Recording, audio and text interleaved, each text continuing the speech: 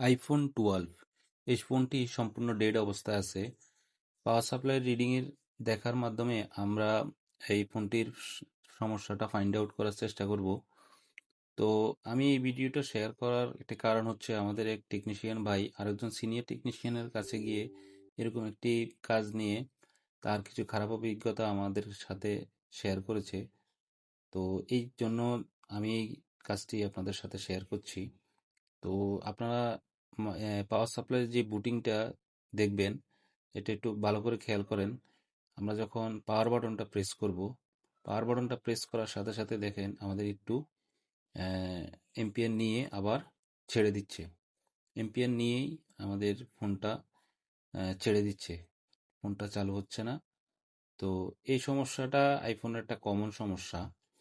তো এই সমস্যাটা সবচেয়ে বেশি আমরা যা পাইছি বা আমাদের কাজের অভিজ্ঞতা থেকে ন্যান্ড আইসির আশেপাশে যেই ইয়েগুলো আছে, ক্যাপাসিটরগুলো আছে বা 1.2 1.8 ভোল্টেজ যে লাইনগুলো আছে, এই লাইনগুলোতে আমরা শর্ট পাওয়ার কারণে বা এই লাইনগুলো শর্ট হয়ে যাওয়ার কারণে আমাদের এইরকম রিডিং দেখায়। তো অনেক ক্ষেত্রে অনেক এই যারা ট্রেনিং সেন্টারে ট্রেনিং করে আসেন তারা অনেকে বলেন যে এটা লো বুটিং। তো লো বুটিং অনুযায়ী সিপিইউ রিবুল করেন, অন্যান্য কাজ করে আপনারা সাকসেস হন না, তখন হতাশা মানে প্রকাশ করেন। তো এই কারণে আমার আসলে ভিডিওটা করা। যারা নতুন কাজ করতেছেন বা নতুন কাজ শিখতেছেন তাদের জন্য এই ভিডিওটা। অবশ্যই এরকম কাজ আমি প্রতিনিয়ত দিব।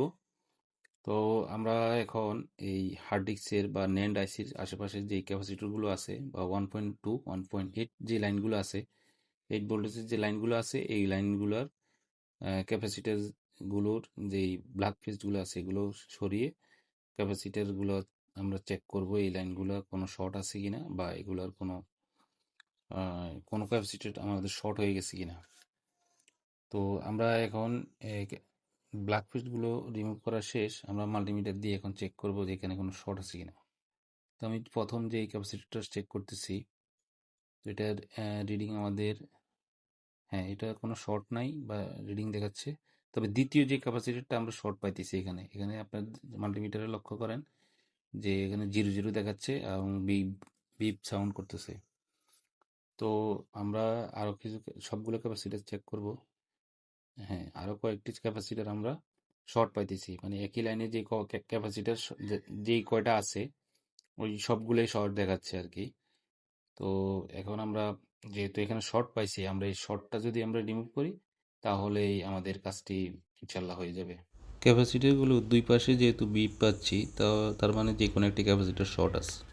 তো আপনারা একটা জিনিস খেয়াল করবেন, এখানে আমি আই স্ক্যান করে আমি দেখলাম যে একটি ক্যাপাসিটারের পাশে আপনার ক্রোজেন দেখাচ্ছে বা তুতো দেখাচ্ছে। যে তুতে পড়ে গেছে, এটা হয়তো পানি গেছে বা আর্দ্রতার কারণে এরকম হয়েছে। এই ক্যাপাসিটরটার পাশে যেহেতু তুতে আছে, এই ক্যাপাসিটরটি শর্ট হওয়ার সম্ভাবনা সবচেয়ে বেশি। তো আমরা এই ক্যাপাসিটরটা রিমুভ করার জন্য ব্ল্যাক পিসগুলো সরিয়ে আমরা যদি ক্যাপাসিটরটা রিমুভ করার পরে দেখি যে আমাদের কোনো শর্ট নাই, তার মানে আমাদের কাজটা এখানে কমপ্লিট। তো আমরা এখন ব্ল্যাক পিসগুলো সরিয়ে আমরা ক্যাপাসিটরটা রিমুভ করব। রিমুভ করে যদি দেখি যে আমাদের শর্টটা চলে গেছে, তাহলে আমাদের কাজটা এখানে কমপ্লিট।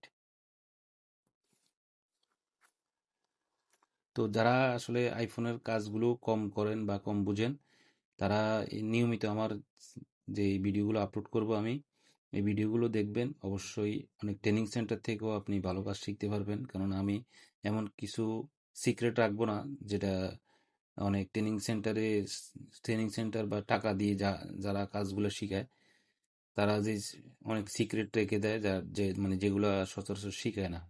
আমি সম্পূর্ণ আইফোনের কাজের যত সিক্রেট আছে সিক্রেট সহ আপনাদেরকে মানে শিখিয়ে দিব বা দেখিয়ে দিব। তো আমরা এখন মাল্টিমিটার দিয়ে আমরা চেক করব যে এই লাইনটি শর্ট আছে কিনা এখনো। যে হ্যাঁ, আমরা দেখতেছি এখানে আর কোনো শর্ট নাই, তার মানে আমাদের এই ক্যাপাসিটরটা শর্ট ছিল, যে কারণে আমাদের ফোনে কোনো পাওয়ার হচ্ছিল না। যাক, আমার অন্যান্য সব ক্যাপাসিটরগুলো আমি এখন কোনো শর্ট দেখতে পাচ্ছি না, এখানে সবগুলো শর্ট চলে গেছে। আমরা শর্টটা সুন্দরভাবে রিমুভ করতে সম্মত হয়েছি। তো যে অভিজ্ঞতার কথা আমি বলছি, যে আমার এক টেকনিশিয়ান ভাই, উনি এরকম একজন সিনিয়র টেকনিশিয়ানের কাছে গিয়েছেন, তো ওনার কাছে 5,000 টাকা এই কাজটার জন্য উনি দাবি করেছেন। তো একজন সিনিয়র টেকনিশিয়ান যদি একজন টেকনিশিয়ান আরেকজন টেকনিশিয়ানের কাছে যদি এই সাধারণ একটি কাজের জন্য 5,000 টাকা দাবি করেন, তাইলে এটা তো ভাই অনেক জুলুম হয়ে যাবে। ঠিক আছে, আমি মানি যে আপনার অভিজ্ঞতার দাম আছে, তবে এই অভিজ্ঞতার দাম আপনার কাস্টমারের সাথে যেমন এর ঠিক তেমন তো আরেকজন টেকনিশিয়ানের সাথে হতে পারে না। আসলে অনেকের কাছে হয়তো কাজ বেশি যায়, বা অনেকে কাজ ভালো জানেন, এই কারণে অনেকে মনে করেন যে অন্য কেউ কাজ শিখলে বা অন্য কেউ কাজ যদি ভালো বুঝে তা হয়তো ওনার রিজিক কমে যাবে, এরকম আসলে অন্য কেউ মনে করতে পারে। আমি এরকম মনে করি না। তো আমার দ্বারা যদি কেউ কাজ শিখে, আমার রিজিক কমে যাবে না ইনশাল্লাহ। এই চ্যানেলে বা এই পেজে আমি সবসময় আপনাদের আইফোনের যত কাজ আছে সব কাজে দেখাবো। আইফোনের ভাই কাজে হলো 7-8টা। 7-8টা কাজ যদি আপনি প্রপার ভাবে জানেন, শিখেন, আপনার হ্যান্ড স্কিল ভালো করেন, তাইলে আপনি আইফোনের এভরিথিং এভরিথিং কাজ করতে পারবেন। তো দেখেন আমাদের সেটটা ওপেন হয়েছে। তো আমাদের যে কাজটা আমরা করলাম, খুব সিম্পল একটা কাজ করলাম, 5 মিনিটে আমাদের কাজটা হয়ে গেল।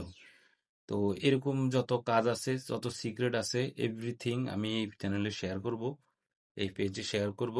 আপনারা আমাদের সাথে থাকবেন। আপনাদের যে কোনো সমস্যা নিয়ে সরাসরি কল দিবেন, মেসেজ দিবেন না। আমি সাথে সাথে কল ধরবো। কল দিলে সাথে সাথে আপনাদেরকে এই সমাধান দেওয়ার চেষ্টা করবো ইনশাল্লাহ।